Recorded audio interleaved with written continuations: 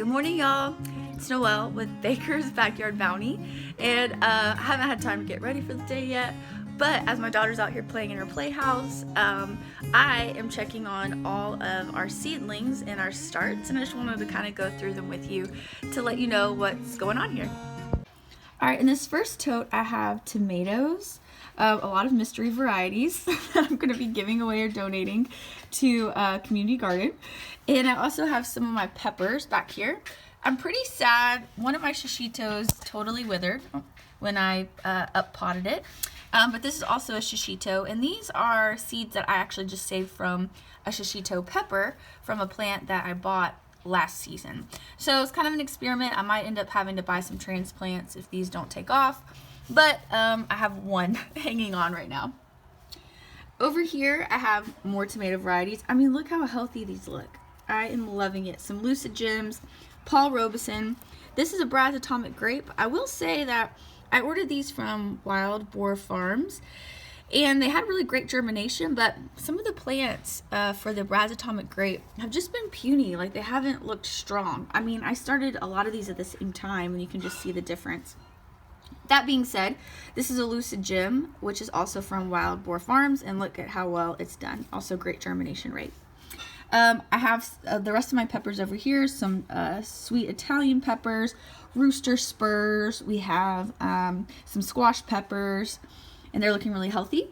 I wasn't sure these were going to make it. These were my tomatillos, and a toddler got to one of them, and totally, it was beautiful and big and snapped it. And it had one leaf left, this leaf right here.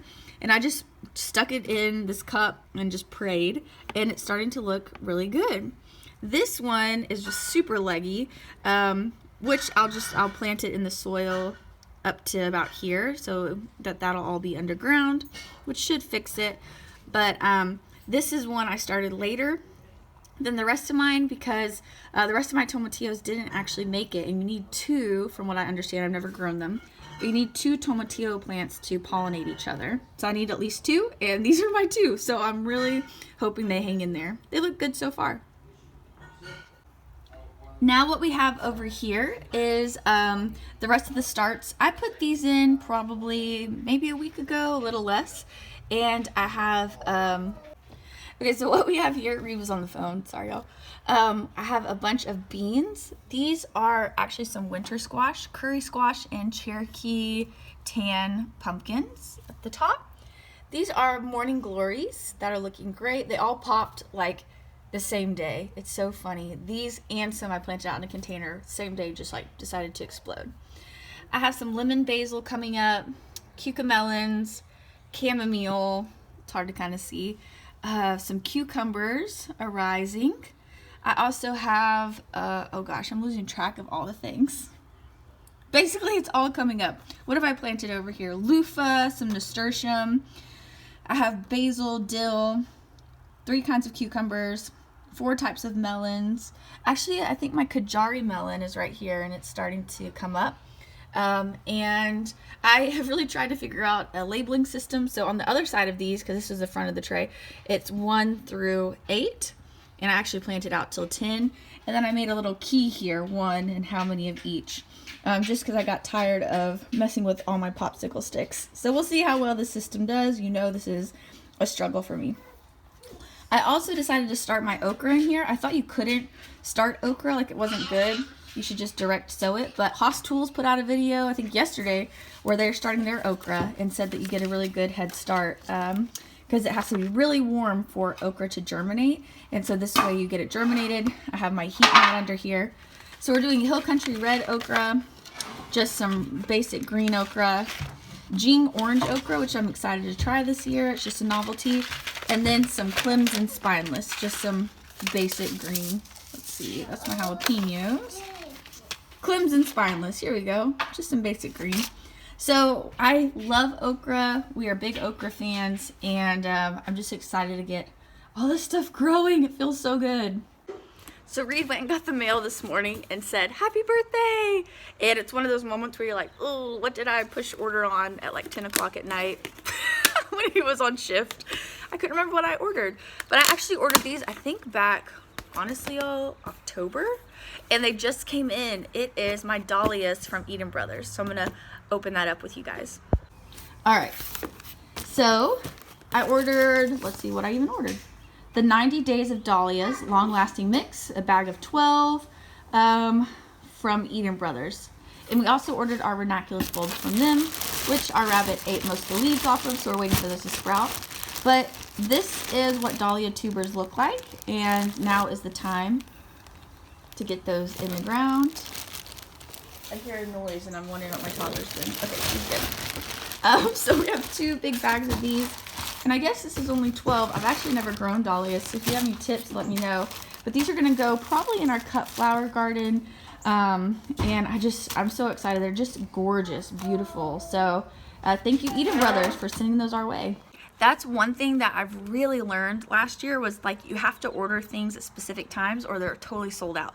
Like, I missed potatoes, I missed dahlias, I missed a bunch of bulbs, I missed onions, I missed garlic last year, just because I didn't know when to order the things. And so, like, ordering these in October and just waiting for them to come in stock and ship out really taught me that, well, this is fun, getting some unexpected mail, garden mail, but also that there is a time for everything. And so that's something that I've really learned this year, is when to get the things before they're gone or out of season. Where's Lily? There she is. What's the problem? She's stuck. You're stuck? Uh-oh, baby's stuck. Baby's stuck? Well, let's go save her. So this is the scrubby side garden that has looked so sad and so pitiful.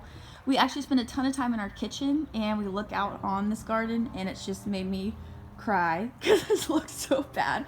But yesterday I put 1 bag of black mulch out, and I'm going to end up doing the rest of it over there just to finish it out. But it made it look so much better. I cut away the dead stuff from the snow. Our roses are coming back. These are Jacques Cartier roses from Heirloom Roses. Yep. These are some iris transplants I got from my sweet friend Christy. These are going to be, I think, daffodils or paper whites. They were here when we moved in, as well as a big peony bush. I don't know how you really say it, which is stunning when it actually starts to bloom. These are hydrangeas that I planted last year, and these are actually a variety that grow with old wood. Meaning if I had pruned it all the way back, then they wouldn't be growing. So they look really bad for the winter, but they every year the growth that comes up, that's what it blooms off of the next year, if that makes any sense. So with hydrangeas, you got to be careful about that. Old wood versus new wood growth.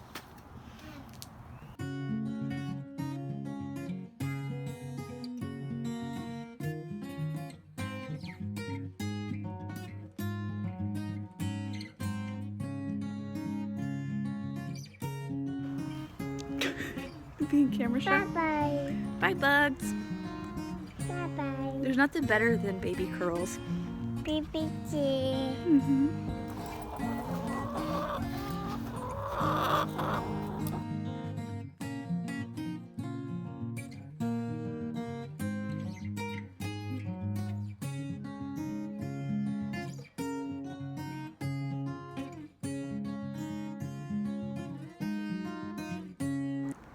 So spring has definitely sprung here in the backyard, and I just kind of wanted to show you guys what is coming up. A lot of things aren't flowering yet, but they are bursting back to life, and that's really hopeful that we're gonna have some cool and entertaining and vibrant garden tours coming up pretty soon. So this is where the pollinator bed was last season, and it was actually stunning, just so full of color and life. So these 2 right here are cranberry salvia. They smell incredible, but they will be like big bushes that have bright red flowers. I think it's also referred to as hot lips salvia, or similar to that. Then this here, self-seeded, this is Greg's Mist. It's like a purple, fluffy looking flower, but it takes over everything. And I just let it kind of go to seed, fall to the ground, and it's coming back with vengeance and strength. Like, look at that, it's gonna be huge. There's a little butterfly.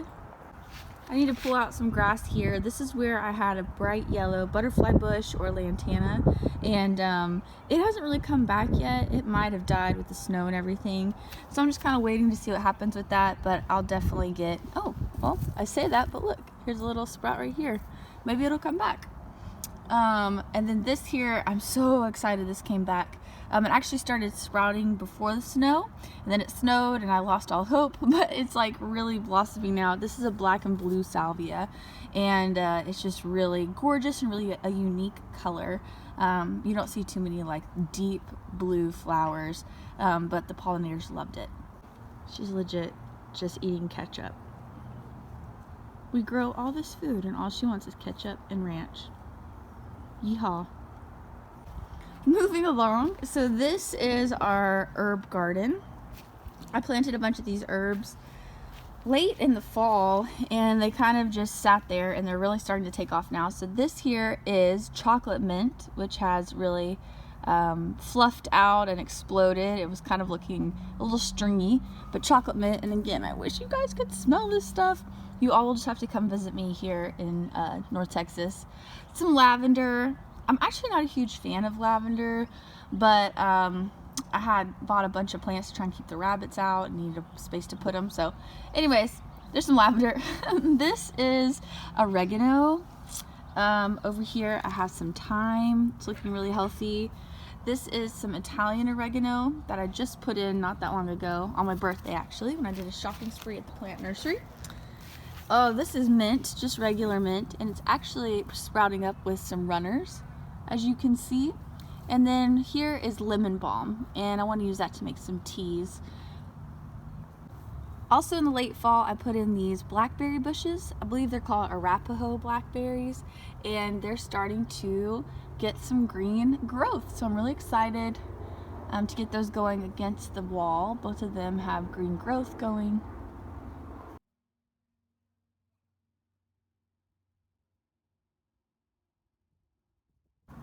Our onions are growing well. I need to fertilize them another time before they start bulbing, and probably add in some more dirt to these holes as it's kind of like worn down and compacted over time. These here I'm pretty excited about. This I think I did about like 6 of them, are actually garlic cloves that just sprouted on our counter. And I said, you know what, let me just try and pop these in the ground. I just want to see what happens. And so each of these is an individual clove of just grocery store garlic. And it was about this big when I put it in, maybe like a week ago. And look how much growth it already has. So that'll be cool just to see how that works. So things want to grow, like Jess on Roots and Refuge channel, she one time said like, we way overcomplicate it, like things want to grow. Oh my gosh. Can you show them your face? Uh-oh. Uh-oh is right. Baby. It looks like that's really good. Baby stick. Baby has ketchup on her head. Okay. Aww. Things want to grow. We just overcomplicate it.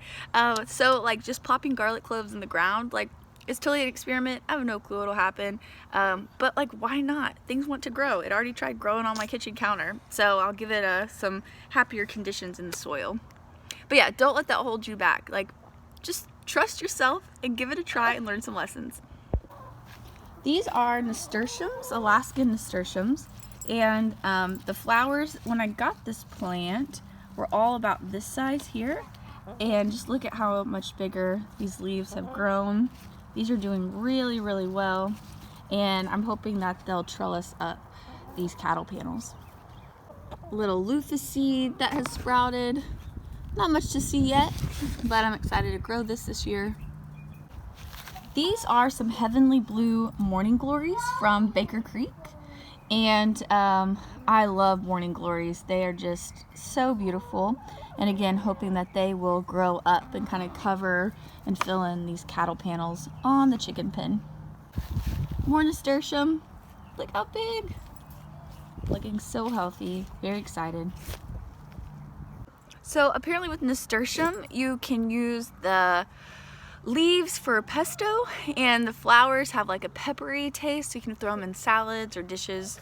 I haven't really done a lot of cooking with flowers yet, but I'm excited to try nasturtium and give it a go. In the side garden over here, we have our rows of onions, some garlic along the back, and then this is a remnant of the fall planting of seeds, but Brussels sprouts. You can see they're growing slowly but surely in there. Cute little baby Brussels. My sugar snap peas have erupted. There's one there and two right here, sugar snap peas. And these are going to need a trellis, so I'm going to be making a bamboo trellis. These, along with green beans, are really easy to grow. They fruit pretty fast, so it feels like rewarding quickly.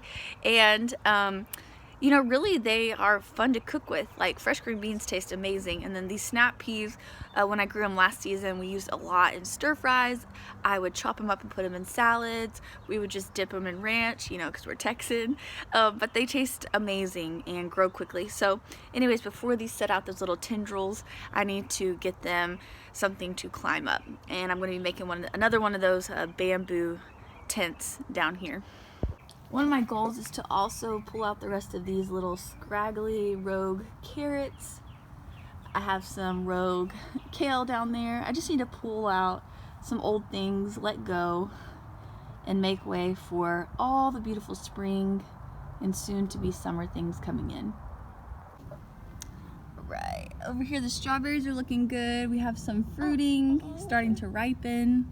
Oh, please. Yeah, look. Strawberry. Strawberry. Strawberry. So right now we're just looking at a bunch of green, which is such a nice change from brown and the snow.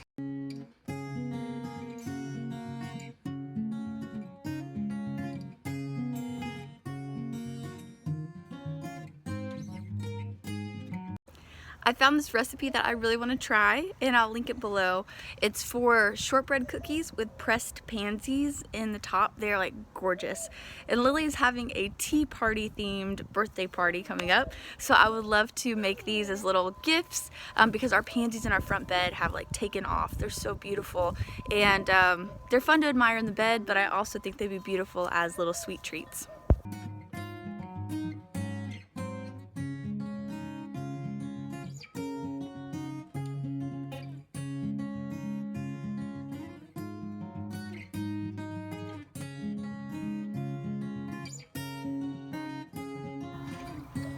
Can I have my pruners?